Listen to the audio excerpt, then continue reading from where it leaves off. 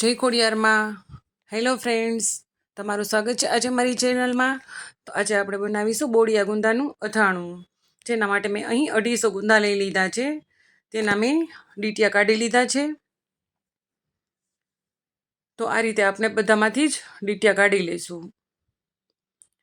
અને ત્યારબાદ આપણે આ દસ્તાની મદદથી આ રીતે ગુંદાને ફોડી લઈશું. આપણે આ જ રીતે ફોડવાના છે ગુંદા બધા. તો દસ્તાની મદદથી આપણે આ બધા ગુંદાને ફોડી લેવાના છે. તો તમે જોઈ શકો છો અહીં બધા જ ગુંદા છે તે મેં દસ્તાની મદદથી ફોડી લીધા છે. હવે તેને હું એક બરણીમાં એડ કરી દઈશ. અને ત્યારબાદ મેં 2 દિવસ પહેલાં કેરીનું અથાણું કરેલું હતું. તો તેનું જે પાણી બચેલું છે તે આપણે ગુંદામાં એડ કરવાનું છે. કેરીનું જ પાણી ગુંદામાં એડ કરવાનું હોય છે. તો મારી પાસે અહીં ઓલરેડી કેરીનું પાણી હતું.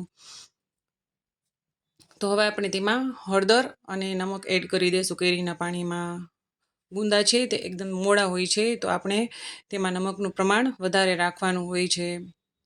તો અહીં હું નમક અને હળદર એડ કરી દઈશ અને તેને હું સારી રીતે મિક્સ કરી લઈશ. ત્યારબાદ આપણે આ પાણી છે તે ગુંદાની બરણી ભરેલી છે તેમાં એડ કરી દઈશું. આપણે ગુંદા છે તેને એકદમ બુડબુડા રાખવાના છે.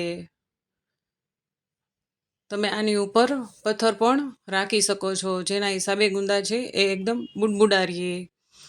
નહીં તો એ આટલા ઉપર તરતા જ દેખાશે. આની ઉપર પથ્થર મૂકશો તો ગુંદા બુડબુડા રહેશે. તો તમે જોઈ શકો છો અહીં આપણા આ ગુંદાના 15 દિવસ થઈ ગયા છે પલાળેલા હતા એ. તો 15 દિવસ પછી આપણા ગુંદા આ રીતના દેખાય છે. તેમાં જોવો છો કે જરા પણ ચીકાશ દેખાતી નથી. એકદમ સરસ બની ગયા છે. તો આ રીતે આપણું બોડિયા ગુંદાનું અથાણું બની અને રેડી થાય છે. અહીં હું તમને એક પ્લેટમાં કાઢીને પણ બતાવીશ. તો તમે જોઈ શકો છો આ રીતના આપણા ગુંદા દેખાય છે. તો અહીં આપણું બોડિયા ગુંદાનું અથાણું બની અને રેડી થઈ ગયું છે ખાવા માટે. તો હવે તમે આને ખાઈ શકો છો. હવે હું આને પાછા બરણીમાં એડ કરી દઈશ. મેં એટલા માટે કાઢ્યા હતા કે તમે જોઈ શકો. Bye bye. Thank you for watching. મારી ચેનલને લાઇક અને સબસ્ક્રાઈબ જરૂરથી કરી દેજો.